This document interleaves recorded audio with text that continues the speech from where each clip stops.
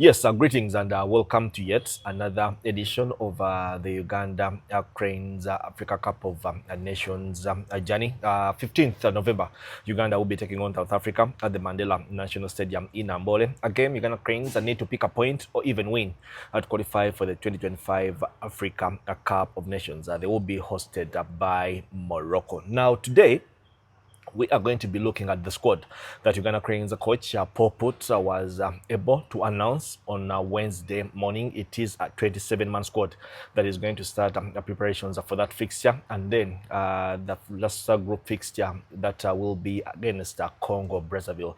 Clive Chaze is my name. The channel is CK Sports in conjunction or partnership with Peter Tabu. The channel is the pitch side, and together we are going to be breaking down that Uganda Cranes squad, sharing our thoughts. And yes, thinking what exactly we should expect from the team. But Peter, greetings and welcome to yet this other edition. Thank you very much. Hi there, and excited that we continue to bring you this series of the Uganda Cranes Bafana Bafana game that is happening on 15th of November at the Mandela National Stadium. Yes, Peter, of course, yesterday we had talked about what we were expecting out of the squad. We mentioned a couple of names that were expected to be summoned. Some of those names were Mutwalibi Mugolofa, the goalkeeper at KCCA Football Club. But we had mentioned the players like Geoffrey Waswa. Yes. We had mentioned players like Elio Capoosi. Missing out, and I feel we were actually spot on because the two players, all the new faces, have been summoned on the team. Probably what we didn't see coming was John Paul Dembe, the under-20 striker who comes in to replace Derek Insibambo, who's injured. We thought Shaban Muhammad would make a return on the team. He doesn't get to make a return on the team. First of all, your thoughts on the team, probably starting with the goalkeepers. Yeah, like I've explained, Clive, we did mention that it was important for a local-based goalkeeper to be on the national team ahead of these two remaining AFCON 2025 qualifier games, and Mutwalibi Mugolofa is on that list, which is good because six clean sheets in 7 games is an amazing performance. And I feel like when he's on the team, he's definitely going to add, he's going to pick up a lot of experience. And hopefully, maybe if Uganda still qualification against Congo Brazzaville, he makes the final 18-man squad that will play. So for me, it's a good thing that he's there. Then, of course, it's the first time in the campaign that we are summoning 4 goalkeepers because you still have Ismail Watenga in there. You have Charles Lukwago and Nafian Allions. Yeah, and of course, we know that Watenga has been the main actor for the Uganda Cranes in the campaign thus far. I don't think it's going to change. But again, it helps the other goalkeepers also, showcase and actually make a point make a case for themselves. Sorry, because you just never know how these two games pan out. Yes. Exactly. The defenders, the only new face for this campaign is Godfrey Waswa. Like we did say, Elio Capoosi gets to miss out, yes. But we pretty much have all the others. You could probably share the names with us. Of course, Bevis Mugabi is part of the defenders in there. Yeah. Gavin Chizito, the only locally best player in the defensive department. Kenneth Semakula, Halid Waliwa, Timothy Awani, Geoffrey Waswa, Abdulaziz Kayondo, and Isaac Moleme. Yeah, Capoosi is dropped, of course. I mean, after the South Sudan game in Kampala, the head coach Paul Put was very, very clear. He said Capoosi will remain to struggle if he has no playing time, if he has no club, and it was going to be difficult for him to make this team. But like we said in our previous edition, Uganda's never lacked in defenders. They've always been there in abundance. Geoffrey Waswa has been doing amazing in Ethiopia. So he comes in and he's familiar with the other players. Halid Ralirwa, Timothy Awani, Kayondo, Moleme, Gavin, Semakula. So it's something he's going to, embrace, and I feel like he's going to gel when he's given the opportunity to play. But that also means that on match day, you probably are going to see there's a possibility of Timothy partnering with Halid Ralirwa. Where does that leave Bevis? Or Bevis, whoever. Okay, between Timothy and Geoffrey Waswa and Halid, one of them partners Bevis, The because issue, Semakula plays right back. the issue of Elio Caporodosi, of course, the games he missed against South Sudan, it was Halid Raliwa who played. Yes. And then you had With Timothy Bevis. Awani also playing a part in the game that was played in Juba. But then the issue of Elio Caporodosi, I mean, it was pretty much obvious from the onset, from the time he walked into the national team, that he was one of the first choice central defenders alongside Bevis Mugabe or whoever was fit. But it was always Elio Caporodosi and Bevis Mugabe. But then I got information that the coach Paul Put is also in a way not happy with him because he is clubless. Yes. Paul Put on once or two occasions tried to get him a club. No, he actually so that, got him he options. can get playing time, and Caprodosi turned down the options. Yes. And I'm told even the game against South Africa away from home, the coach didn't want to play him. When they were summoning the squad for the two games against South Sudan, still the coach was hesitant on summoning him because he didn't see the need of summoning somebody who is clubless. So they summoned him anyway, but the coach knew at the back of his mind that he was not going to play a part, especially on the pitch. Now he's out of the Uganda Cranes setup. Are we seeing the last of Elio Caprodosi? Or? No, I don't think we're seeing the last of him. He made a lasting impression the first time he played for the Uganda Cranes. And the coach has been so supportive.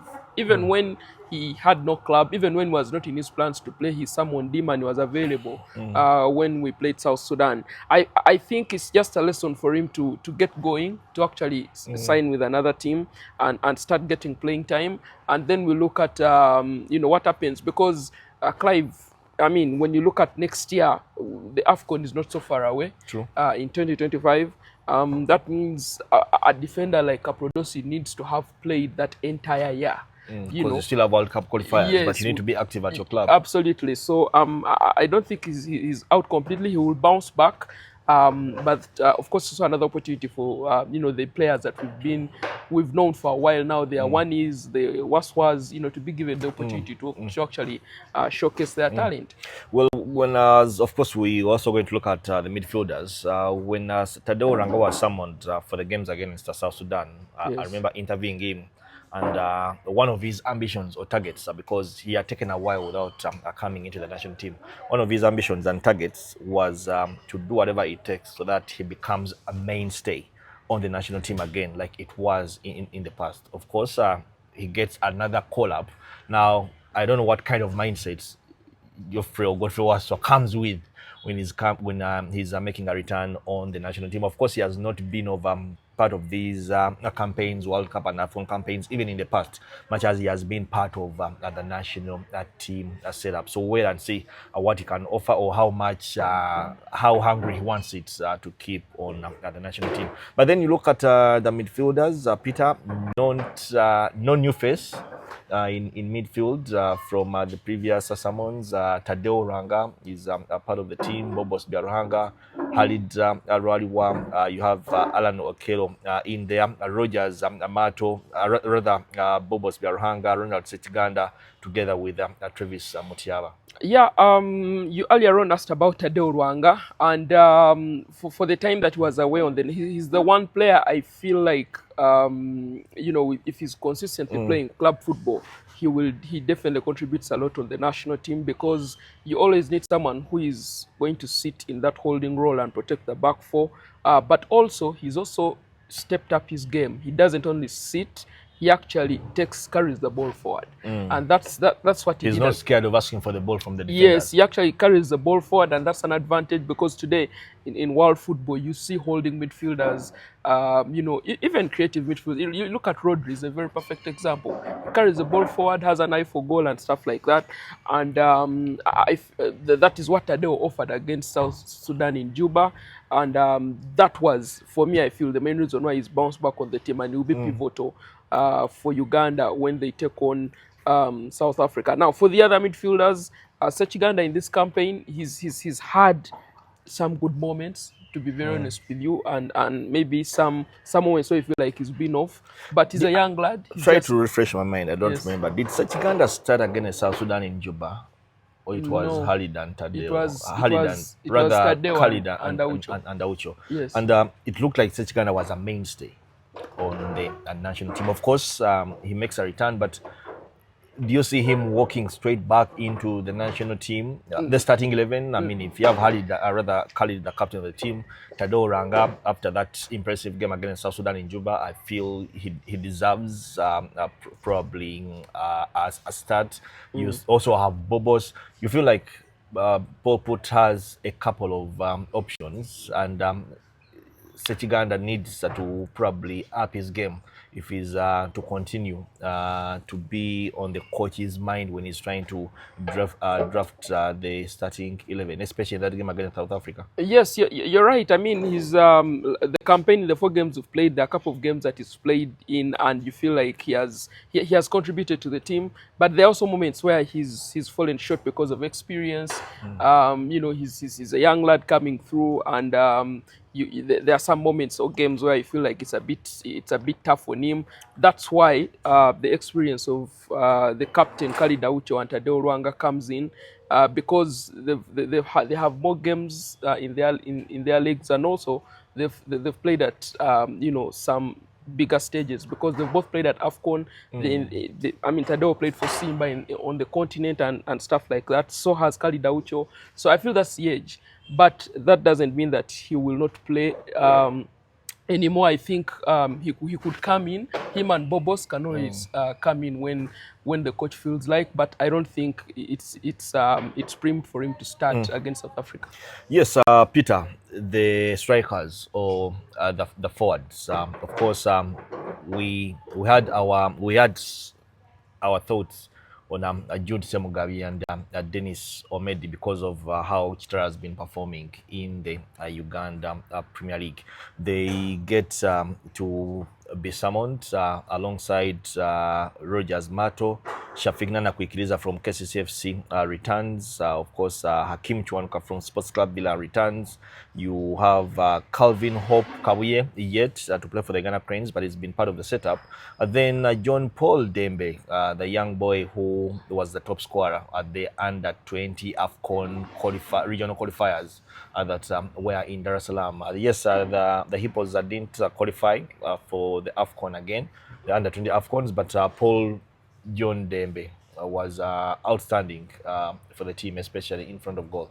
John Paul Dembe making it to this squad reminds me of a very, very young Mohamed Shaban, who was called to the 2017 AFCON squad that Mitchell made, and everyone was up in arms. Of course, the other was the AFCON. This is a qualifier. But take nothing away from the fact that Dembe really put up a show for the under 20. And to be honest with you, with the CHAN coming up, you think that yes, this is an opportunity for him to first of all get an experience, be a part of the Cranes setup, and prepare for the coming fixtures, for the coming campaigns that are coming through, especially the CHAN. We've always struggled as a country. I don't think he qualifies for the CHAN. He plays in Sweden. Yeah, but Clive, we're not in Uganda. Someone can easily be in Sweden, and when CHAN comes up, he signs for he has a contract. He has a contract. It's not a 2-week or 1 month contract, so he doesn't qualify. No, but it's good for him because he then gets to pick. He then gets to get a feel of the national team, and also gain experience and learn a lot from the experienced players on the team. So for me, it's a good call up. Shaban, of course, is not in the picture because that means he did not get. He's not fit. He's still injured. So is Derek Nsibambi. Yeah, so is Derek Nsibambi, who also is struggling with a knee injury. So yeah, the coach will have to make do with the forwards that he has called. Of course, we are a country that does not have a main source of goals. Usually, of course, teams are designed to have different options finding the goals, but we all know that there will always be that main guy. Now Uganda, we've not had that a main guy in a very long time, ever since Geoffrey Massa retired from international football. Of course, with Shaban Muhammad is still injured or not fit. Derek Nsibambi is still injured or not fit. Calvin Kabuye is yet to get an opportunity. You feel that John Paul Dembe is another that the coach can try to probably consider, especially since he's playing in Europe, BK Haken. I feel Sweden is a decent league or country when it comes to football standards. And how the boy conducts himself. I mean, Paul Put is one that has never been shy of making the bold decision. So depending on how Dembe conducts himself in the sessions, you never know. He could find himself getting a Uganda Cranes debut against South Africa, or even or rather Congo Brazzaville, the last game of the qualifiers. But of course, Peter, as we wind up at this edition, do we have an idea when the team starts preparations or? Probably could have started, before the weekend, but because we have the league going on, match day 8 Friday and Saturday. Yeah, quite some interesting fixtures. For example, Saturday Vipers is playing KCCFC, and both Friday. teams, Friday Express playing Villa. So there are a couple of players who are involved here and there, and so they'll have to wait for those, games to probably Sunday or Monday. And yeah, so I'm pretty sure Sunday they should start, because between Sunday and Wednesday they are like between Sunday and Thursday. You don't count Thursday's last training; those are like 3 or 4 days. So maybe Sunday, and maybe the professionals should be here by Monday. Well, that's all the time we had for you today on the Uganda Cranes AFCON journey. It is episode number 2. Clive Chaze, you can find all that and much more on CK Sports in conjunction with Peter Daban. Yes, you can find that and much more on the pitch side.